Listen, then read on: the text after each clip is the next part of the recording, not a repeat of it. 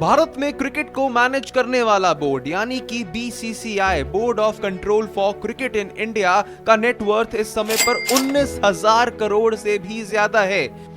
अब आप सब ये चीज जरूर सोच रहे होंगे कि आखिरकार बीसीसीआई ने इतने पैसे कमाए कैसे, जबकि बीसीसीआई को सरकार के किसी फंड से बैक भी नहीं किया जाता है। तो साल दर साल कैसे बीसीसीआई की संपत्ति और तिजोरी में 19,000 करोड़ रुपए से ज्यादा बन चुके हैं, उसकी सारी जानकारी आपको देंगे। लेकिन उससे पहले अगर जरा इतिहास के पन्नों में थोड़ा सा पीछे जाएं कि आखिरकार बीसीसीआई की शुरुआत हुई कैसे थी, तो ये बात शुरू होती है 1721 से, जब पहली बार क्रिकेट भारत के अंदर आया था। अंग्रेजी लोग क्रिकेट के खेल को भारत में लेकर आए थे, लेकिन शायद ये तब नहीं जानते थे कि उनका क्रिकेट का खेल भारत का खेल ऐसा बन जाएगा कि पूरी दुनिया की क्रिकेट के ऊपर आज भारत का ही राज होगा। भारत के अंदर सबसे पहला हुआ रिकॉर्डेड मुकाबला खेला गया था 1751 के अंदर, जहां पर वो मुकाबला ब्रिटिश आर्मी और इंग्लिश सेटलर्स के बीच में खेला गया था। इसके बाद साल दर साल बीतते गए, दशक बीतते गए और भारत के विभिन्न शहरों के अंदर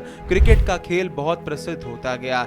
दिल्ली, कोलकाता, बेंगलुरु, मद्रास, ऐसे सभी तमाम शहरों में क्रिकेट की छोटी छोटी एसोसिएशंस बन गईं।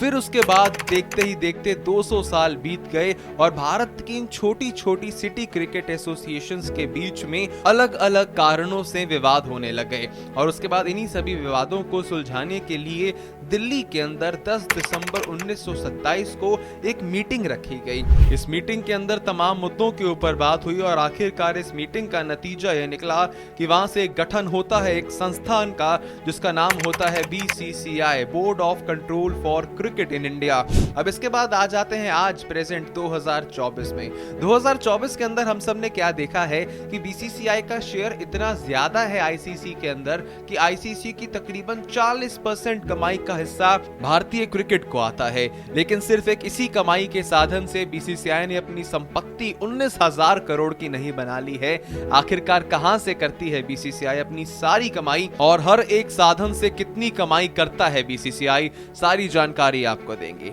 बीसीसीआई की कमाई का पहला और सबसे बड़ा हिस्सा आता है मीडिया और स्पॉन्सरशिप राइट से। जो भी मुकाबले भारत के अंदर होते हैं, भारत में होने वाले मुकाबलों के लिए बीसीसीआई ने टीवी और डिजिटल प्लेटफॉर्म पर अपने जो राइट्स बेचे थे 2018 से 2023 के लिए, वो राइट्स थे स्टार प्लेटफॉर्म के पास, जिसके लिए स्टार प्लेटफॉर्म ने बीसीसीआई को 6,138 करोड़ रुपए की राशि दी थी।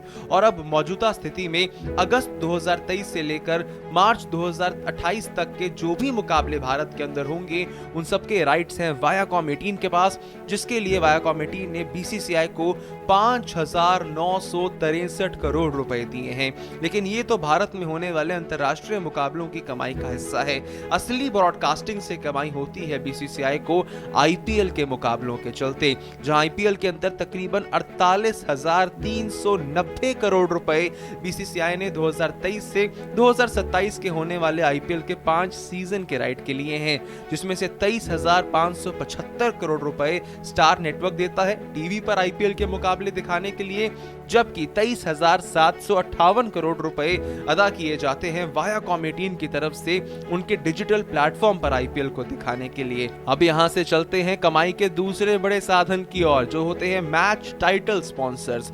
जो भी मुकाबले भारत के अंदर होते हैं, उन मुकाबलों को टाइटल स्पॉन्सर्स का नाम दे दिया जाता है। सपोज कीजिए मुकाबला होने वाला है इंडिया वर्सेस ऑस्ट्रेलिया के बीच में, तो उस मुकाबले का नाम हो जाएगा IDFC first bank India versus Australia ODI match. अब ऐसे में आईडीएफसी बैंक को हर एक मुकाबले के लिए बीसीसीआई को 4.2 करोड़ रुपए हर एक मुकाबले के लिए देने होंगे। अगर भारत अपने घर में एक साल के अंदर 25 मुकाबले भी खेलता है, तो इसकी धनराशि तकरीबन 100 करोड़ से ज्यादा की हो जाती है।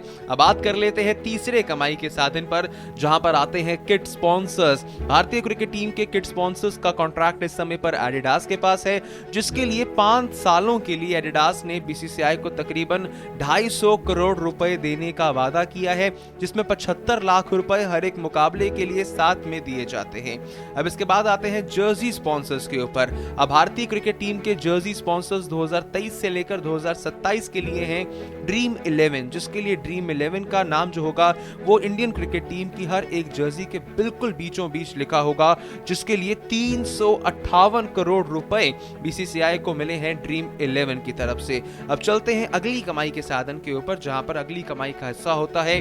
अब आते हैं सबसे बड़े हिस्से पर, जो हिस्सा आता है भारतीय क्रिकेट टीम के लिए आईसीसी यानी कि इंटरनेशनल क्रिकेट काउंसिल में से। पहले तो आप ये जान लीजिए कि जितने भी बाकी तमाम बोर्ड्स हैं, जैसे कि ऑस्ट्रेलिया, बांग्लादेश, पाकिस्तान, इंग्लैंड, इन सबको आईसीसी की टोटल कमाई का सिर्फ 6 से 7% हिस्सा मिलता है, जबकि आईसीसी बीसीसीआई को अपनी सालाना कमाई का तकरीबन 40% हिस्सा देता है, जिसकी धनराशि 2000 करोड़ से भी ज्यादा की हो जाती है। भारत में क्रिकेट की लोकप्रियता को देखते हुए ही आईसीसी ने अपने पूरे रेवेन्यू का 40% बीसीसीआई को देने का फैसला किया है, जिसके चलते 2000 करोड़ रुपए आईसीसी देता है बीसीसीआई को। और इन्हीं सभी कारणों के चलते मीडिया रिपोर्ट्स इस बात का दावा करती हैं कि जुलाई 2024 में बीसीसीआई का नेटवर्थ 19,000 करोड़ रुपए का था।